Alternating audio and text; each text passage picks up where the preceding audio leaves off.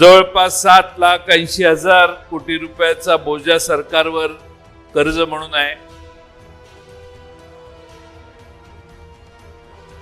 आता या वर्षी आणखीन 1,10,000 कोटी रुपये कर्ज काढणार आहेत. म्हणजे राज्याचा कर्ज प्रत्येक माणसाच्या डोक्यावर साधारणपणे 65,000 रुपयाचा आहे.